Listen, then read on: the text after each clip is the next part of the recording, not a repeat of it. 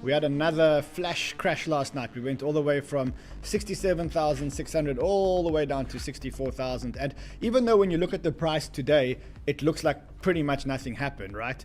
There was a lot of damage done. In fact, that little flash crash probably cemented the fact that very soon we're going to be at $57,500. I'm going to show you why that little flash crash made or cemented the fact that we're getting into probably $57,500.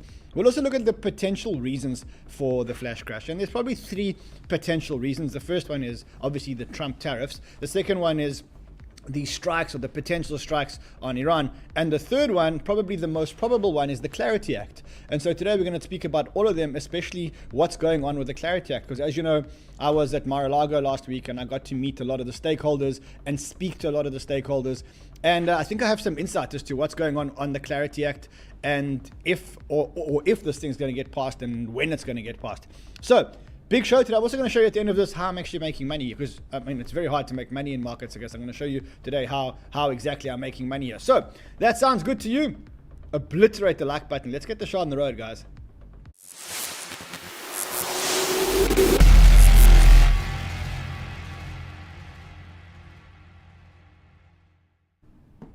So nice to be back. And actually what you can see is we've set up another studio. This is actually my office at Banter. So what you're looking at here is my office at Banter. So I'm no longer in the studio, I'm at my office, and I'm going to start streaming from the studio here, bringing you all the shows actually from my own studio, my own office inside Banter. Let me know what you think of the new setup. Let me know what you think of the new setup and what I should put in the background. I've got a whole lot of like amazing cool stuff that I can put in the background. One that I wanted to put in the background, but my team won't let me. Let me go and fetch it for you, just so that you guys can see. Hold on, let me show you.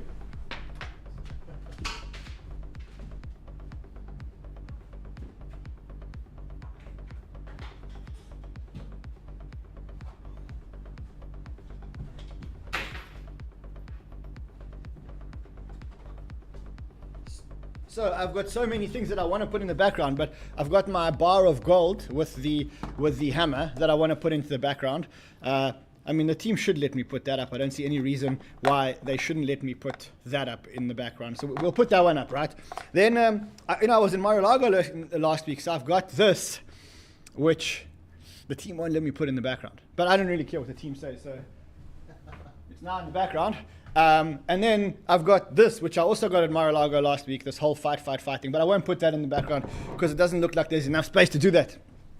Anyway, I'm back and I'm bringing you crypto love, crypto wisdom. I'm also going to bring you a summary of what exactly I saw last week at Mar-a-Lago, who I spoke to, and there's probably a lot of alpha in everything that I saw. If that sounds good to you, stick around, subscribe to the channel, obliterate the like button.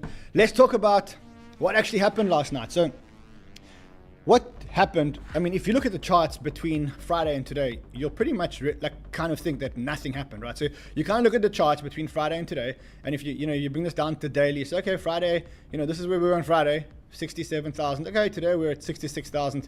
But that's not the whole story. The whole story is when you go down into the bigger time frame, into the smaller time frames, what you'll see is that at one point we were at 68,000 or 67,642, and then again we got flushed.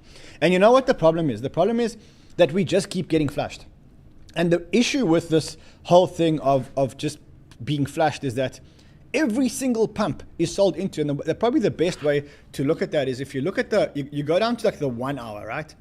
And you kind of look at the 1 hour and you say every single time that this RSI goes up, even a little bit, the RSI basically gets knocked down. Now, that's actually quite a good way to actually trade this market. Basically, just wait for this RSI to have a spike, and then as soon as the RSI has a spike, it's just going to have a dump. You can basically see it in the very short time frames. You can see it here.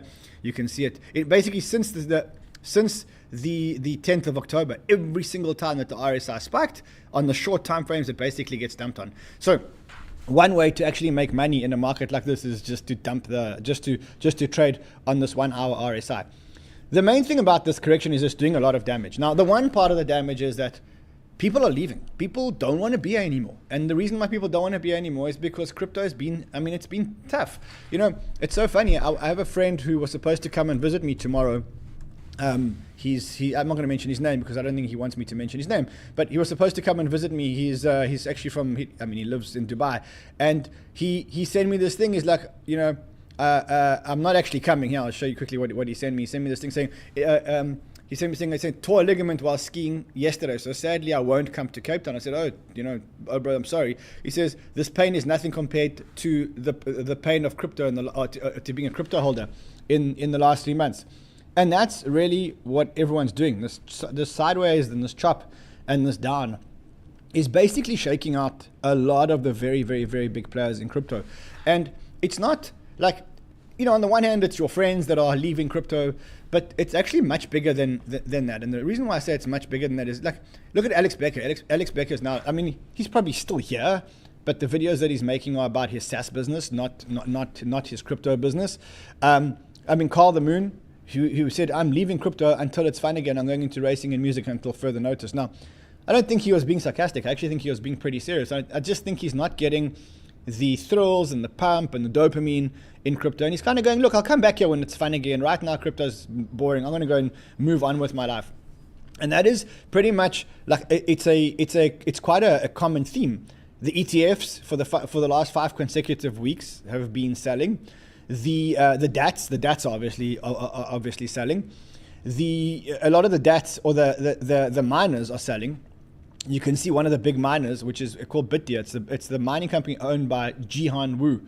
Now, just to give you some background on who 𝗚𝗏𝗏𝗏 is. 𝗚𝗏𝗏𝗏 is the guy that actually was part of a company which was the biggest manufacturer of the Bitcoin ASIC miners ever. And they basically dumped all their Bitcoin. And I mean, effectively, maybe they're going into AI now, right? So maybe they are one of the big companies that are going into AI. And the reason why a lot of the companies are actually going into AI is because if you think about crypto and you think about like the one thing in the world that right now is the biggest constraint in the world, the biggest constraint in the world is actually energy, right? So up until a few years ago, we actually had enough energy, and that's why people mined Bitcoin. They took their excess energy and they mined Bitcoin. But then you get the AI boom, and the AI boom comes in and says, okay, well, if you've got excess energy, we need it to power AI models. And AI is about 6 times more profitable than mining Bitcoin. And so it's no wonder that a lot of the Bitcoin miners are basically saying, why are we using our data centers and our electricity to mine Bitcoin when we can just plug them in and make 6 times the amount of money on AI? And that's pretty much what's going. So the miners are also leaving. Also, if you look at just the general ecosystem, and a good way to look at the general ecosystem is to look at Tether or to look at stablecoins. And what you can see is if you take the top, the peak stablecoin was at about 311 billion. And actually, like now we're on 307 billion. So you can actually see that stablecoins are actually starting to leave the crypto ecosystem. And so, I mean, there's a lot of reasons why this is happening, and we can talk about those reasons. But a lot of people are leaving. And to be honest, a lot of my friends have said to me, listen, why don't you leave crypto? Why don't you start streaming about AI, or why don't you start streaming about everything else that, like business or whatever else? My answer to that is really very simple. I don't stream because I'm a streamer. I don't do this because I need the income from streaming or because I want to be a streamer. I do this because I'm a crypto investor. And a good way for me to learn a lot about crypto is for me to study crypto all day. And then once I've studied crypto all day, to basically tell you guys, what I've done about it, how I'm acting. And that's really what Banter is. And I'm not an AI investor. I mean, I may make some investments in AI, but I don't have an edge in AI. I'm also not a commodities investor, right? Like, I'm not a guy who can tell you why you should be buying gold or silver or uranium or platinum. I mean, yes, we do talk about it, and sometimes it's a good trade, but I don't have any unique insights or unique skills in that market. And so for me, that's not where I have a unique competitive advantage. And so as a result, I mean, I'm here. I'm sticking around. I'm sticking this out. I've been here for 10 years, and I'm going to carry on being here. And I hope that a lot of you guys will be here, because what I've learned is that the moves that you make now in this market, when everyone's being chopped out, are basically what's going to carry you into or what's going to build your bags in the next cycle. And there will be a next cycle. There always is a next cycle. Anyway, let's look at this flash crash that happened yesterday, and let's talk about why it wasn't a good thing. So, I mean, again, it shows you the lack of liquidity in this market. What you're seeing is that you're getting this like flash crash on a random Sunday night. What caused this flash crash? Well, I don't know. We'll talk about that in a couple of seconds. Could have been the tariffs, could have been the war in Iran, could have been the Clarity Act. Either way, what you can see is that there is no liquidity left in this market. And as a result, every little sneeze, every little move basically just flash crashes. Now, the problem with this flash crash, and what I started the show on saying, we're probably almost guaranteed to go down to 57,500 is this, right? So if you look at every single time that Bitcoin has crossed on the weekly, the 200-week EMA, right? Every time that Bitcoin's crossed the 200-week EMA, within a couple of weeks, now we're talking about 3 weeks, 1 week on the same week, every single time, all the way from 2015, we go to the 200-week SMA.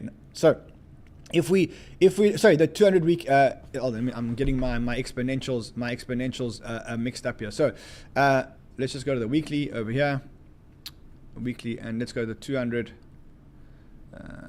Here we go, the 200 SMA. Yeah, so every time we've crossed the EMA, we then go back and touch the SMA, the simple moving average. Now, that's happened 100% of the time. So as you can see, 100% of the times where we've crossed the Bitcoin 200-week exponential moving average, within a week to maximum 3 weeks, we have then gone to or below the 200-week moving average. Now, today, as we stand today, and again, I don't know what's going to happen in the future, but I can tell you, as we stand today, we are that number is at about 57,500. Here's a better representation of it here, 58,600. So if the data is correct and we follow what we did in every previous cycle, we're here in the next couple of days, maybe maximum 21 days. If we follow the previous cycle, that's where we are. That's pretty much where we're headed. And that's why I said that this flash crash didn't seem like much on the way in, but actually, if you look at it now, you basically say, okay, hold on a second. This is actually not a very good sign. And so, yeah, I mean, I hate to be the bearer of bad news, but right now you probably want to be short. So right now, I mean, I know the risk return in the long term is definitely worth a bounce, but if you look specifically at that chart's telling you that probably you want to be on the other side of the market. I mean, yeah, let's talk about why, what happened between Friday and Monday that caused the market to do this? Because actually on Friday, we were talking about potentially getting a pump, right? We potentially were getting a pump. And if you look at the daily, you kind of look on Friday. In fact, probably better to go into like a 4 hour and go into a lower time frame here. But you can kind of see we were climbing up nicely, etc. Got to the 68,500 level sometime over the weekend, and then bang on Sunday night got flushed again. So what happened between Friday and Sunday? Why did the tune change between Friday and Sunday? I guess there's three things. One is this Trump ruling around tariffs, and I think the PolyMarkets predicted that the Trump tariffs would be declared illegal, so I guess there's no surprise there. Trump has a lot of tricks up his sleeve. He's basically saying, look, if in terms of this act, you're saying that I can't do this, well, I can impose the tariffs in many other ways. And just to prove the point, I'm going to implement, first he said 10% tariffs, and then he increased it to 15% tariffs. And that's just, it's almost like, he's trying to prove his point, and he's using the rest of the world and the markets as collateral. I think if you think about how they're thinking about the tariffs here, they've got a million tricks up their sleeve. I mean, you can just listen to what Scott Bessent said. I would also like to take a moment to address today's Supreme Court ruling, and I would note that I did not change a single word in my speech post the ruling. President Trump will always put our national security and Americans first. And as I have said before, the president has multiple tools in his toolbox. Let's be clear about what today's ruling was and what it wasn't. Despite the misplaced gloating from Democrats, ill-informed media outlets, and the very people who gutted our industrial base, the court did not rule against President Trump's tariffs. 6 justices simply ruled that IEEPA authorities cannot be used to raise even $1 of revenue. This administration will invoke alternative legal authorities to replace the IEEPA tariffs. So you see that? So basically they've already got other ways of doing it. Trump's basically said exactly the same thing. In order to protect, and it says so, in order to protect our country, a president can actually charge more tariffs than I was charging in the past period of a year under the various tariff authorities. So we can use other of the statutes, other of the tariff authorities, which have also been confirmed and are fully allowed. Therefore, effective immediately, all national security tariffs under Section 232 and existing Section 301 So tariffs. that was when he basically said, okay, well, if you rule that my tariffs are illegal in terms of this tariff, I'm going to just impose them in terms of another tariff. Now, the lawyer that was fighting against Trump basically says that these tariffs that Trump's imposing now are also not going to hold, and it's become a fruit salad here. Why? One, that all the trade deals that he made as a result of the tariffs now kind of like, are they going to stick? Are they not going to stick? Are they going to unwind? Are they not going to unwind? That's the first thing. And you can see that's like some hundreds of companies want their tariffs back and the money paid back. The reality is, and there's the governor of Illinois who sends his invoice to Trump demanding $8.6 billion in refunds. I would never have the guts to send Trump an invoice for $8.6 billion because you kind of know he's going to come after you for something like this. But what you can see is it's become a real fruit salad. Now, I think what's going to happen here is the following. I think this tariff trade is going to die, and I don't think it's going to affect the market. And the reason is we are in the midterm year. It's important for Trump to have a favorable outlook and a favorable following in the United States, specifically in the midterm year. Americans hate the tariffs. Independents hate the tariffs. Democrats hate. Anyone and everyone hates the tariffs. And the last thing that Trump wants to go into the midterm years is for this to make him basically lose the midterm elections, or to let the Republicans lose the House or the Senate because of the tariff. So I think this is a nothing burger. I don't think the tariffs are ever going to be paid back. I think they're just going to charge them in terms of a different loop. And I think it's going to be a game of 4D chess for the next 4 years while Trump is in power. And I don't think that this is anything that should move markets, and I don't think it is going to move markets. Then we move on to the next thing that potentially move the markets, and that is Iran. And on the one hand, with Iran, what they're saying is that they are negotiating, right? They are negotiating. They're going to Geneva. They're meeting in Geneva this week, and they are negotiating to reach a peace deal in Iran. But at the same time, what you're getting is a lot of movement of aircrafts and what are those big ships called? Where the aircraft carriers and stuff like that. So that's happening at the same time. So what's going on now with Iran? You shouldn't be too worried about this. And I'll explain to you why you shouldn't be too worried about this. This is a game, okay? The game is to negotiate. And how do you negotiate? On the one hand, we're sitting at the negotiation table. Look, brother, we want peace. On the other hand, you're setting your warships in, and then you're threatening, etc., etc. So right now, I'm not too worried about this thing on Iran. Let me tell you how I think this ends, right? I think that there is no way that they don't strike Iran.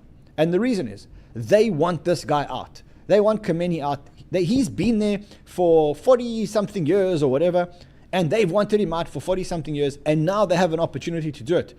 And I believe they're going to do it. And to be honest, Trump kind of said as much. If you listen to this over here, despite what J.D. Vance is saying. Now, J.D. Vance is saying, look, this is a technique. J.D. Vance. The President of the United States is very much trying to find a solution here, whether it's through diplomatic options or through another option that means that the Iranians cannot have a nuclear weapon. That has always been the main focus. It's one of the most hostile and also one of the most irrational regimes in the world. You can't have people like that have the most dangerous weapon known to man. There are a lot of ways in which they endanger America's national security, but the most important way they could is if they acquired a nuclear weapon, and that is the red.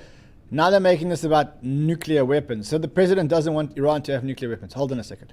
Do you remember a few months ago it was months ago, when Israel and Iran, when those two bombers flew and no one knew they were flying, and they went and flew over Iran and they destroyed Iran's nuclear capabilities 8 months ago? And they were all victorious about the fact that they destroyed the thing. So you have a look here. 𝗙𝗪 claims Iran, okay, so Iran's facilities have been obliterated. That was the headline 8 months ago, right? 25th of June. Iran's nuclear facilities have been, you remember this whole thing. And now today, oh no, look, we can't, guys, if you I need to understand something. If you obliterated their nuclear capabilities, then they don't have nuclear capabilities, right? They're not 1 week away. And then you got Steve Witkoff saying he claims that Iran is 1 week away from nuclear bomb material. Like, I don't know. It just doesn't sound. How do you get what I'm saying here? Like, they told us 8 months ago, they told us they obliterated all the Iranian people and the scientists and whatever else, and they reported it was a big success. And now look what they're saying to us. Now they're saying, hold on a second, they're 1 week away. Anyway, so that is the Iran thing. Now let's look at PolyMarkets, because PolyMarkets is right, usually right. They say that by December this year, there's a 73% chance that Iran's going to get attacked. So, guys, whatever your calculations are, just factor into your calculations that the US is going to attack Iran and is going to bomb Iran. And even though Iran is a very strong country with many, many, many people, from what I understand in Iran, most people don't like the ruler. And I believe that it's not going to turn into like World War III. I don't think that there's going to be military capabilities. I think it's going to be a quick bombing. They're going to remove Khomeini, and then it's finished. And then we move on to bigger, better things, and we forget about it. So, I mean, what you can see here is that the oil price is basically spiking as a result of this. And it's actually, I mean, it looks like it actually just broke out. Look at that. Let's have a look here. Let's just nicely look at this chart. This is a daily chart. Yeah, you can see it actually, oil is actually just broken out. So you can see if you just reduce that. I mean, who would have thought oil might be a trade? Who would have thought oil might be a trade? But actually, oil might be a trade here.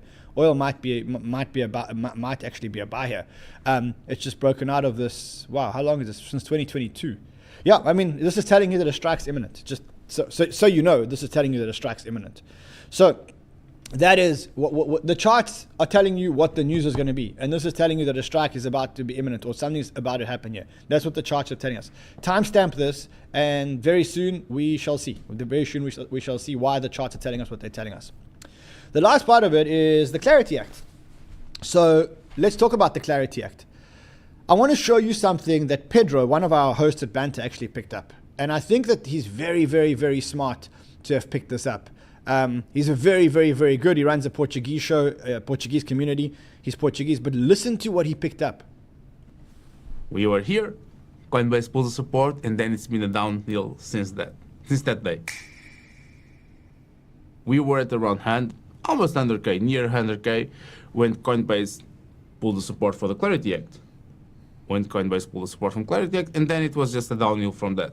I'm not telling you it's 100% related. We had more things there.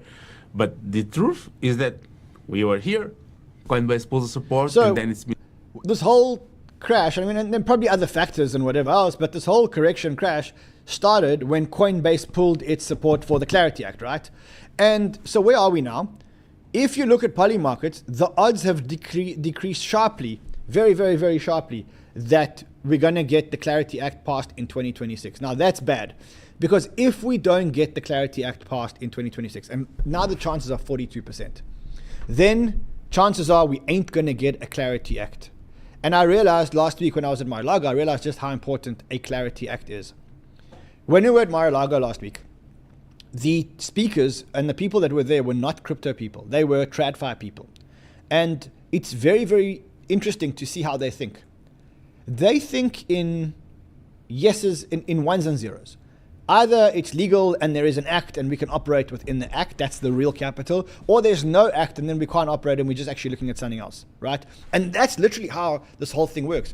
I always thought the Clarity Act was a little bit overhyped. I always thought that like people are like, they're making too much about this Clarity Act, and actually it's not as big as everyone's making it out to be. And when I was at Mar-a-Lago last week and I spoke to some big fund managers that were there, I'm not sure that I'm allowed to mention names because I think the guest list was very confidential. I realized how important this Clarity Act is. I think it's something like this. I mean, if you listen to this, I think it pretty much summarizes it. So just listen to this. Ever since I fell down the crypto rabbit hole at the end of the last financial crisis, I've always looked at crypto as a better architecture of finance. And I still look at it that way today. Of course, it's an awesome new alternative asset class, But far more important, I believe, is its role to underpin the new financial system. It's a digital network architecture of finance. It's in all of our interests that we have the type of national legislation that we had back in the 1990s, the Telecommunications Act, that unleashed the first wave of the internet. It gave it a sound legislative and legal underpinning. I think we all need a sound legal underpinning so that whoever is elected in the next presidential election can't, at a whim, as it was done in the last, become hostile to this innovation. If we put the American economy on a digital network architecture, we're going to win the next century. We've got to have... They're playing a much longer game of chess here. On the one hand, they know they want to tokenize everything, but they only want to tokenize the world when they have the right legislation that there's clarity. What's their big concern? Their big concern is that if in 3 years or in 2 years, whenever the next US election is, if in 3 years or 2 years we change back from Republicans back to Democrats, then they worry that anything that they do now will get overturned. And so they want certainty, and certainty for them is the Clarity Act. Now, let's look at what happened with the Clarity Act. We were going somewhere. There was an 82% chance that the Clarity Act was actually going to get passed. And that wasn't long ago. That was on Friday.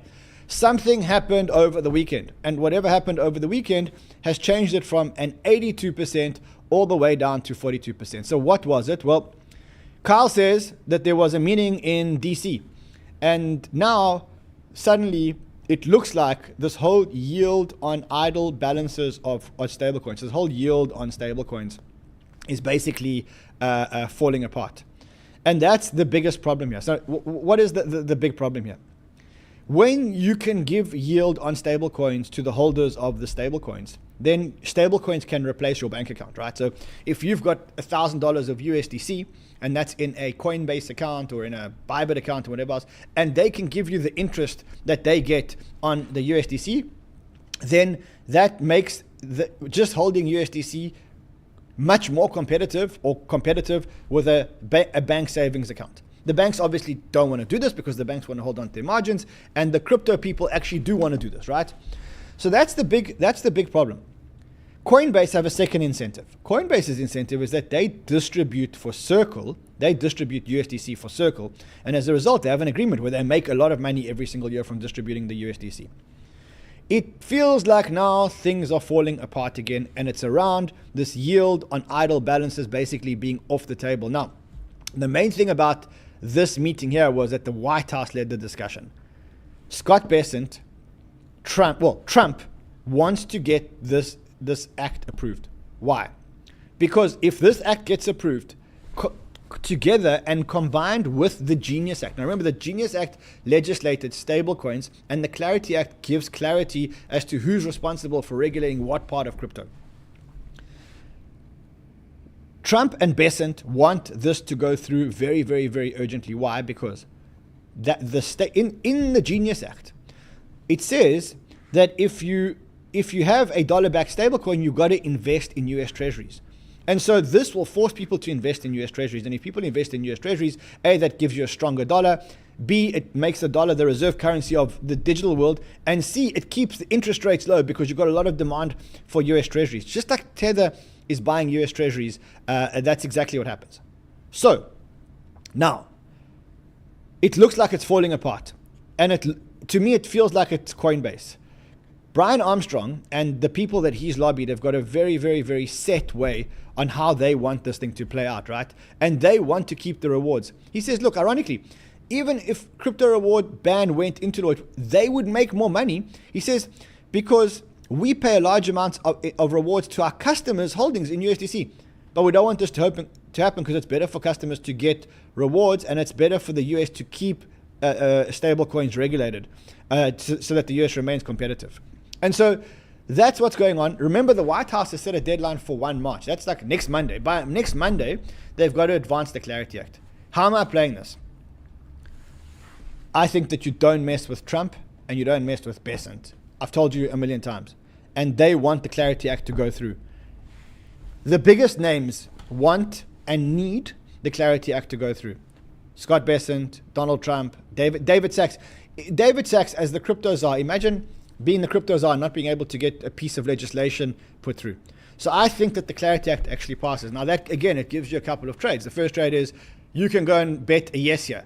I think that a yes bet on PolyMarkets, you'll definitely make money. So let's timestamp this. I'm not going to take the trade because this is a work streaming laptop, so I don't have wallets that I can actually trade here. But I would take this. I would take this bet over here. I would take the yes. And I reckon that between now and the end of 2026, you'll definitely be able to make money here. That's how I basically play this. You can see it's been up and down, up and down, up and down. Something happened over the weekend. We don't know what it is. I mean, that's why I love PolyMarket, because it actually tells you what the insiders know, because the insiders are just placing bet on whatever they know, right? So this is another bet. So this is basically, this is another bet that I've been taking. So, yeah, I mean, that's it. I want to show you. I mean, I don't know if you guys saw yesterday, but did you see yesterday there was a Secret Service guy that shot somebody in Mar-a-Lago? Somebody walked into Mar-a-Lago yesterday with a gun and a can of gasoline. Now, let me tell you something. I was at Mar-a-Lago last week. Okay, it was a phenomenal experience. As you can see, spent time with Eric Trump and a couple of other people. I mean, this is Mar-a-Lago, for those of you who don't know. Effectively, it's Trump's house, but it's also a country club.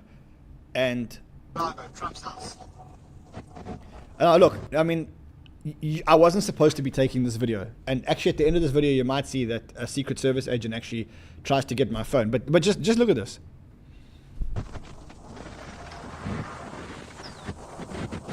Now that is a beach club. So this is a beach club that it's part of the same house. There's like tunnels underneath the road that actually take you to the beach club. And you see there's Secret Service over there. That's Secret Service. There's Secret Service on the other side. If you look over here, Secret Service, Secret Service, Secret Service.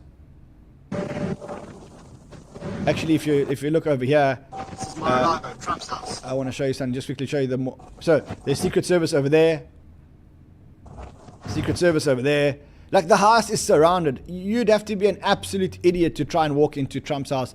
I mean, I would say that the ratio of Secret Service to guests is like maybe 1-4 or something like that. You can't mess around in this place. There's cameras everywhere. There's towers everywhere. This guy went in and tried to do that. Actually, I mean, I really wasn't supposed to do this, but I'll show you.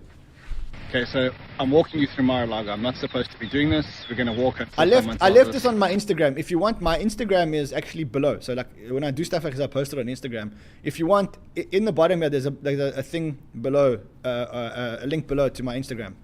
Stuff. So I walked around the house. So that's the front lawns, right? So yeah, I'll show you. So Trump's room. I don't know if I'm allowed to be doing this on YouTube, but what the hell? Let's do it. Okay, so again, I mean, this show might actually be taken down, but I mean, we just do it. To Mar-a-Lago, I'm not supposed to be doing this. We're going to walk until someone tells us to stop. There's a massive American flag over here. Then, like here, like more in that corner over there. That's where Trump's room is basically. I don't know if I'm supposed to be doing this at all. So far, so good. Okay, so there, where my face was, that's where the Trumps basically live. That's the front lawns. You can see they play croquet here. As you can see, Secret Service over there.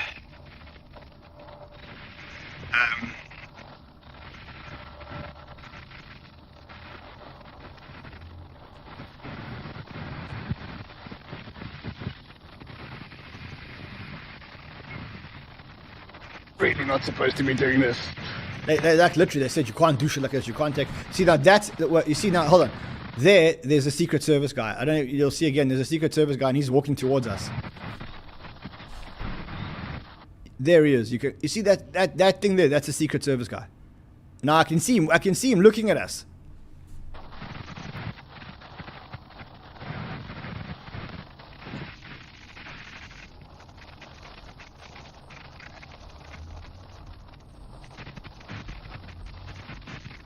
Setting up for a game of croquet here, as you can see.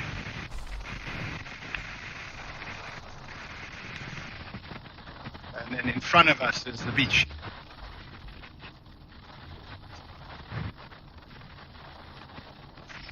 crazy. Okay, now at that point, I basically got kicked out. Like the Secret Service guy came to me, and he told me, I actually tell you, I mean, just, this stream's definitely getting removed, or they're never letting me back into Mar-a-Lago. But the Secret Service guy said to me, "Hey, you're not supposed to be filming here." He made me delete it, so I deleted it. But I think he's a Samsung user, so he doesn't know that like we had a recycle bin, so I just unrecycled it. That's what I did, bro. Yeah. If you want to just follow, I mean, follow me on Instagram, because that's actually where I left it. So if you look here, just I'll leave a link here to my Instagram, because that's actually where. Yeah. So here we go. So you can basically, I think my just follow me here on Instagram, and then that's where I drop all these things. Also, I don't know if you guys saw, but so we've got an AI host. His name is 𝗏𝗃𝗃. I mean, I can't believe we're talking about this the day after I was at Trump's house, but 𝗏𝗃𝗃 is an AI. This is a full AI host. Okay, so bear in mind that he scripts his own content. He edits his, basically he's a full AI host. His name is 𝗏𝗃𝗃. He doesn't actually exist. He's AI, and he made a video about how Trump killed crypto. But now, I thought that he was going to make the video like sitting in a studio and that, but it's not. That's not the video that he made. I mean, just look at the video that he made. The bull run is dead. That's 𝗏𝗃𝗃. Bitcoin collapsed to Biden-era prices. And Donald Trump is to blame.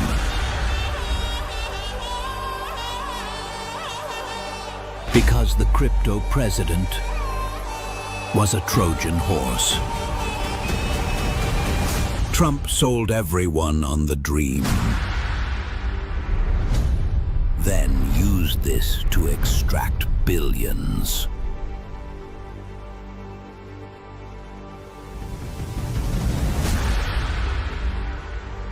And ultimately broke the Bitcoin narrative entirely.